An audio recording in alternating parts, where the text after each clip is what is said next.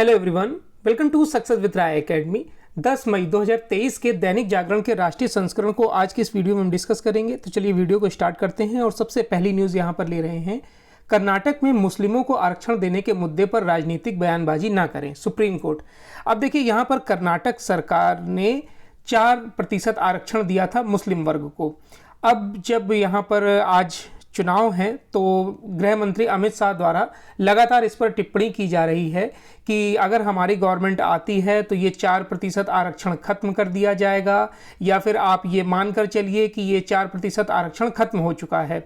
उसके बाद supreme court ने इस मामले को संज्ञान में लिया और बताया कि ये जो मामला है 4% आरक्षण का, ये ऑलरेडी सुप्रीम कोर्ट में आ चुका है और इस पर अभी कार्रवाई चल रही है, सुनवाई चल रही है। तो ऐसे बयान देना किसी भी राजनीतिक पार्टी के लिए सही नहीं है और इसे राजनीतिक बयान माना जाएगा। इसलिए और अगर कोई कैबिनेट मंत्री इस तरीके की बात करता है तो ये बिल्कुल भी राजनीतिक बयान माना जाएगा। इसलिए ऐसे किसी भी बयान को ना दिया जाए। Justice KM. जोसेफ और वी.बी. नागरत्ना और असहाबुद्दीन अमनुल्लाह की पीठ ने कहा कि मामला अदालत में विचाराधीन है और कर्नाटक मुस्लिम आरक्षण का अदालत का आदेश है, तो इस मुद्दे पर कोई राजनीतिक बयानबाजी नहीं की जानी चाहिए। नेक्स्ट न्यूज़ पर आते हैं कि इमरान खान गिरफ्तार कर लिए गए हैं, पाकिस्तान के पूर्व प्रधानमंत्री, और उसके बाद वहां पर बहुत ज़्यादा हिंसा हुई है, बवाल हुआ है और इसमें अब आगजनी हो रही है और लोगों को भी निशाना बनाया जा रहा है। पाकिस्तान के जो पूर्व प्रधानमंत्री हैं इमरान खान, उनकी गिरफ्तारी के बाद मंगलवार को उनके जो समर्थक हैं वो सड़क पर उतर आए और देश भर में जमकर हिंसा की गई है। उन्होंने देश के कई शहरों में आगजनी की है, तोड़फोड़ किया है। इमरान समर्थकों ने रावलपिंडी में सेना के विशाल मुख्यालय के मुख्य द्वार को तोड़ दिया। वहीं लाहौर और रावलपिंडी में सेना के कमांडरों के परिसर में घुस गए। इमरान सरकार सेना के खिलाफ नारेबाजी करते हुए पेशावर छावनी में भी घुस गए। उग्र प्रदर्शनकारियों ने रेडियो पाकिस्तान की जो इमारत है उसमें भी आग लगा दी है और मोबाइल ब्रॉडबैंड को निलंबित कर दिया गया है। इमरान को मंगलवार को पाकिस्तान रेंजर्स ने उस वक्त गिरफ्तार कर लिया जब वह भ्रष्टाचार के मामले की सुनवाई के लिए इस्लामाबाद हाई कोर्ट में मौजूद थे। इससे पहले एक दिन पहले ही इमरान ने देश की सेना पर कथित तौर पर उनकी हत्या की साजिश का आरोप लगाया था। दूसरी तरफ सेना ने कहा कि पूर्व प्रधानमंत्री खुफिया एजेंसी ISI के एक वरिष्ठ अधिकारी के खिलाफ निराधार आरोप लगा रहे हैं। पाकिस्तान तहरीके इंसाफ की जो वरिष्ठ नेता हैं शरीन मजारी ने उन्होंने बोला कि लाहौर से इस्लामाबाद आए इमरान अदालत परिसर में बायोमेट्रिक प्रक्रिया से गुजर रहे थे, तभी अर्धसैनिक बल और पाकिस्तानी रेंजर्स ने उन्हें गिरफ्तार कर लिया। इससे पहले एक इंटरव्यू दिया था इमरान खान ने और उसमें उन्होंने बताया था कि किस तरीके से जब ये आप मेरा इंटरव्यू देख रहे होंगे तो मुझे एक निराधार केस में गिरफ्तार किया जा सकता है, और ऐसा हुआ भी। उनको इसमें गिरफ्तार कर लिया गया है और जैसा कि आप ये पिक में देख रहे हैं किस तरीके से उनके कॉलर को पकड़कर घसीटा जा रहा है, धक्के मारकर उनको बाहर लाया जा रहा है। तो उसमें ये बताया जा रहा है कि इनके साथ बदसलूकी की गई, ये पूर्व प्रधानमंत्री हैं ऐसा भी ख्याल नहीं रखा गया। और अब इसमें बताया जा रहा है कि जो ये स्थिति है, बवाल जो और हिंसा बनी हुई है पाकिस्तान में, ये अभी और जारी रह सकती है। हालांकि भारत इस पर करीब से नज़र रखे हुए है। नेक्स्ट न्यूज़ पर आते हैं। ब्रिगेडियर और ऊपर के अफसरों की होगी एक जैसी यूनिफॉर्म। देखिए, ब्रिगेडियर रैंक और उसके ऊपर के अफसरों की यूनिफॉर्म में अंतर को समाप्त करने के लिए सेना ने एक बड़ा फैसला लिया है। 1 अगस्त से इन अफसरों की यूनिफॉर्म एक जैसी होगी, भले ही उनका कैडर अथवा नियुक्ति का तरीका कुछ भी हो।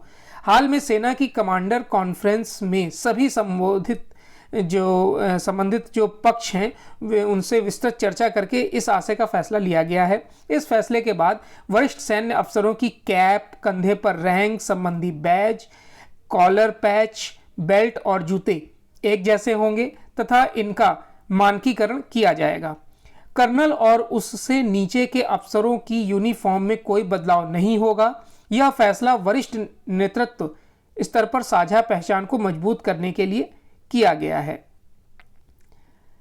नेक्स्ट न्यूज़ है, पंजाब राइट टू वॉक का आदेश जारी करने वाला देश का पहला राज्य बन गया है। पंजाब में लोगों को सड़क पर सुरक्षित चलने का अधिकार देने के लिए राज्य सरकार ने आदेश जारी कर दिया है। Punjab road safety and traffic research centre के ट्रैफिक एडवाइजर नवदीप असीजा के अनुसार लोगों को इस अधिकार का लाभ देने वाला पंजाब देश का पहला राज्य बन गया है। सुप्रीम कोर्ट द्वारा गत वर्ष राइट टू वॉक के जरिए आदेशों को लागू करने के लिए ट्रैफिक एडवाइजर असीजा को कार्यवाहक अमल में लाने के लिए मुख्य सचिव वीके जंजुआ ने कहा था। उल्लेखनीय इसमें बात यह है कि जो ये दैनिक जागरण द्वारा एक मुहिम चलाई गई थी कि फुटपाथ हमारा है अभियान के तहत लगातार इस मामले को उठाया जा रहा है। मुख्य सचिव ने कहा कि पंजाब में भविष्य में बनने वाली नई सड़कों और वर्तमान सड़कों के विस्तार के समय राइट टू वॉक को ध्यान में रखकर साइकिल ट्रैक और फुटपाथ का निर्माण अनिवार्य किया जाएगा। नेक्स्ट न्यूज़ है, आपदा नियंत्रण में उत्तर प्रदेश का चित्रकूट झारखंड का खूंटी ई संजीवनी में बना मिसाल। अब देखिए, सूखे की मार झेल रहे उत्तर प्रदेश के छोटे से जिले चित्रकूट में जब जिला प्रशासन ने इस आपदा के नुकसान को कम करने के लिए प्रयास किए होंगे, तब ये शायद सोचा भी नहीं होगा कि यह प्रयास देश भर में ऐसे हालात से निपटने की राह दिखाएगा।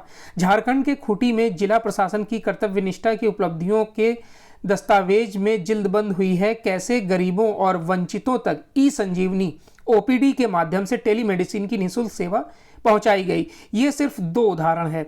देश भर में सामाजिक क्षेत्र में की गई रचनात्मक पहल की सफल कहानियों को नीति आयोग और यूनाइटेड नेशंस डेवलपमेंट प्रोग्राम ने अपने मानकों पर कसकर 75 जो प्रयास हैं उनको अचीवमेंट एट 75 शीर्षक से जारी कर दिया है।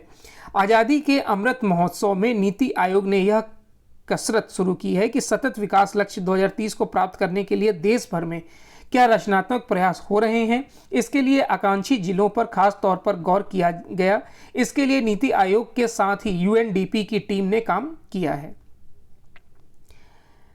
नेक्स्ट न्यूज़ है, 42,000 भारतीयों को मिलेगा रोजगार।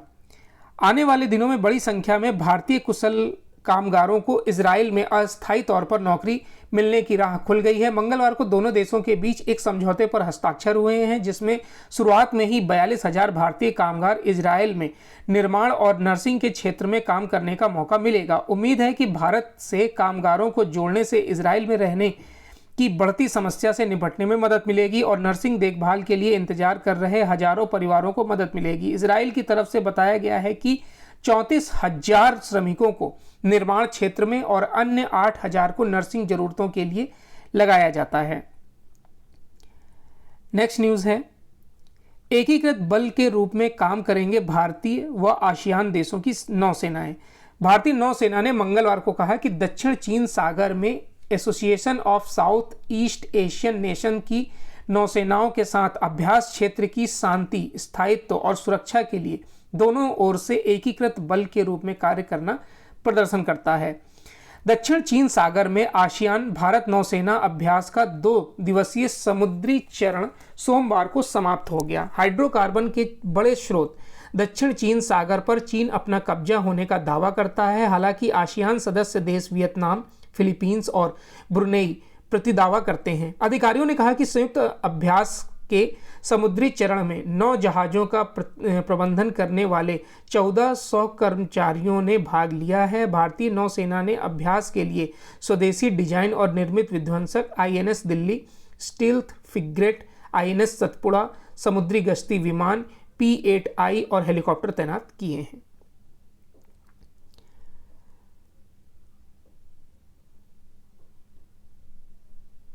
चलिए नेक्स्ट न्यूज़ पर आते हैं।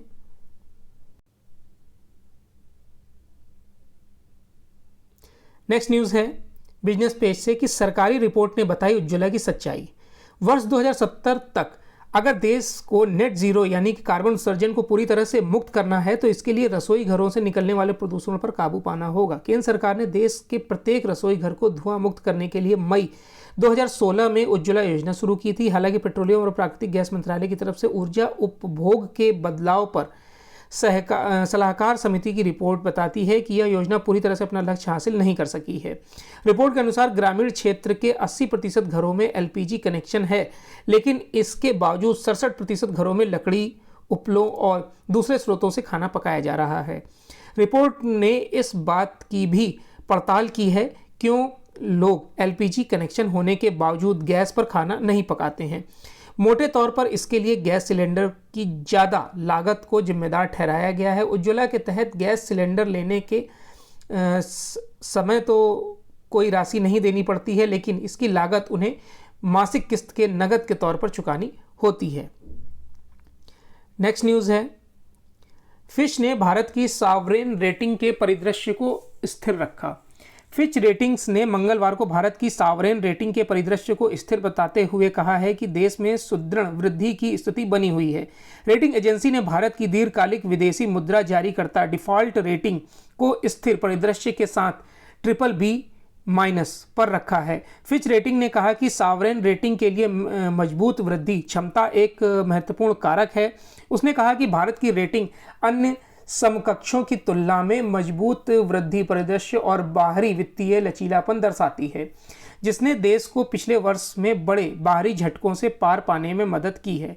एजेंसी ने अगस्त 2006 से भारत की रेटिंग को BBB- पर रखा है, जो सबसे कम निवेश ग्रेड रेटिंग है। अंतर्राष्ट्रीय एजेंसियां विभिन्न देशों की सरकारों की उधार चुकाने की क्षमता के आधार पर सॉवरेन रेटिंग तय करती है। इसके लिए वह अर्थव्यवस्था, बाजार और राजनीतिक जोखिम को आधार मानती है। नेक्स्ट न्यूज़ है बिजनेस इंटरनेशनल पेज से, रूस यूक्रेन युद्ध कवरेज के लिए AP व न्यूयॉर्क टाइम्स को पुलित्जर पुरस्कार।